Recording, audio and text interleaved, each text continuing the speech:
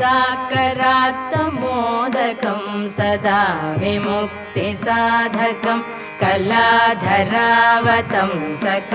विलासिलोकरक्षकं मुदाकरात्तमोदकं सदा विमुक्तिसाधकं कलाधरावतंसकं